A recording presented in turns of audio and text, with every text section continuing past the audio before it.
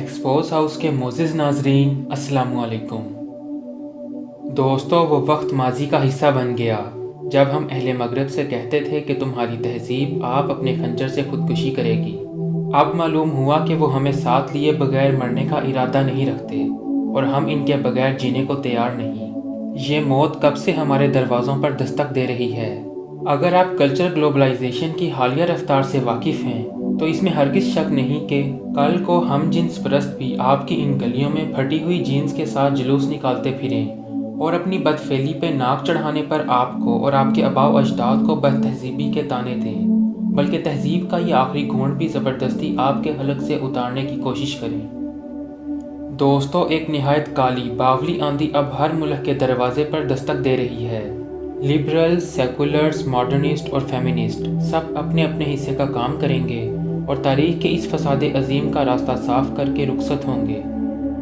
دوستو، بلا شبہ آج زمانہ بدل رہا ہے اور مغربی تہذیب و تمدن اور طرز معاشرت جس طرح تیزی سے ہمارے گھروں میں سرایت کر رہا ہے، اس کی وجہ سے مغربی تہذیب کی دلدادہ مسلم لڑکیاں اسلام کی ممتاز خواتین کی اسوہ حسنہ کو چھوڑ کر گمراہ ترین خواتین کو اپنے لیے آئیڈیل سمجھ کر اتنی ہی تیزی سے خود بھی گمراہ ہو رہی ہیں۔ آج سینکڑوں NGOs عورتوں کے حقوق کا نعرہ لے کر ہمارے ملک میں ہماری ہی بہن اور بیٹیوں کو گھروں کی چار دیواری سے نکال کر سڑک پر لا کر کھڑا کرنا چاہتی ہیں۔ صرف اسلام ہی نہیں بلکہ ان لوگوں کا مقصد ہماری تہذیب اور روایات جو کہ ہزارہا سال سے ہمارے اس خطے میں قائم ہے، اس کو ختم کر کے مغربی طرز پر ایک بے حیا اور آزاد خیال لبرل ماحول کو پروان چڑھانا چاہتے ہیں۔ اس سلسلے میں یہ لوگ ملک میں فساد اور عورت کی آزادی کی بحث کو برقرار رکھنا چاہتے ہیں۔ خدا تعالیٰ نے ایسے لوگوں سے نمٹنے اور ان کی سزا تک قرآن پاک میں بیان کر دی ہے۔ قرآن پاک کی سورۃ المائدہ میں ارشاد ہوتا ہے، جو لوگ اللہ اور اس کے رسول سے لڑائی کریں اور ملک میں فساد کرنے کو دوڑتے پھریں، ان کی یہی سزا ہے کہ بری طرح قتل کر دیے جائیں یا سولی چڑھا دیے جائیں، یا ان کے ایک ایک طرف کے ہاتھ اور ایک ایک طرف کے پاؤں کاٹ دیے جائیں۔ یہ تو دنیا میں ان کی رسوائی ہے اور آخرت میں ان کے لیے ایک بڑا بھاری عذاب تیار ہے۔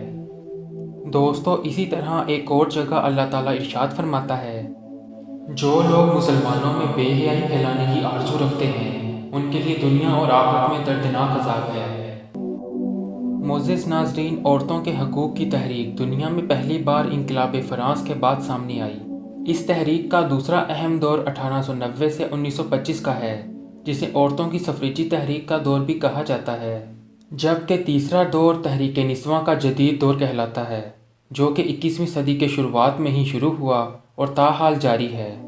پہلے دو ادوار تو خواتین کے بنیادی حقوق کے متعلق تھے، مگر تیسرے دور میں جو کہ عصر حاضر میں آن پہنچا ہے، اس میں حقوق نسواں کی تحریک کو آزادی نسواں کی تحریک میں بدل دیا گیا ہے۔ لہٰذا اس قدر جدوجہد اور عالمی سطح پر پذیرائی ملنے پر ان لوگوں کے حوصلے جس قدر بلند ہوئے، وہ سب ان کی آزاد خیالی کے باعث ہونے والی فحاشی اور بے حیائی کا سبب بنے۔ معزز ناظرین، ان لوگوں کے اس قدر حوصلے بلند ہونے کی وجہ یہ بھی ہے کہ ان کی پشت پناہی میں الومیناٹی اور فری میسن ایجنڈوں کی فنڈنگ بھی شامل تھی، اور بلا شبہ ان تحریکوں میں آہستہ آہستہ شدت آ رہی ہے۔ عورتوں کی مظلومیت کو استعمال کر کے لبرلزم کا پرچار کرنا اور عورتوں کو بغاوت کرنا سکھایا جا رہا ہے۔ عورت مارچ میں جس آزادی کی بات کی جاتی ہے، دراصل یہ اسلام اور ہمارے اس خطے کی تہذیب اور روایات سے آزادی کا مطالبہ ہوتا ہے۔ یہ خواتین چاہتی ہیں کہ پورے ملک کی باقی عورتیں بھی نکاح نہ کریں، بلکہ اپنے گھر اور خاندان پر اپنے کیریئر کو ترجیح دیں۔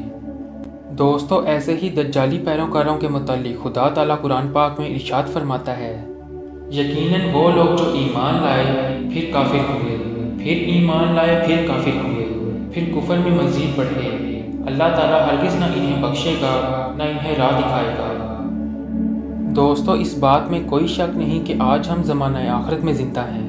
مردوں سے برابری کی ضد، مال و دولت کی ہوس، نام و شہرت کی چاہت، بے پردگی اور آزادی سے گناہ کرنے کی چاہت نے انہیں اس قدر اندھا بنا دیا ہے کہ اپنا ایمان، وقار سب کچھ بیچنے پر مصل ہیں اور مغربی تہذیب میں لپٹ کر بے حیائی کی وہ ساری حدود پامال کرنے کی کوشش کی جا رہی ہے جس کا اخلاقی طور پر تصور نہیں کیا جا سکتا۔ اور آخر میں دعا ہے کہ خدا تعالی ہمیں اور ہمارے اہل خانہ کو دجالی فتنوں سے محفوظ رکھے۔ آمین۔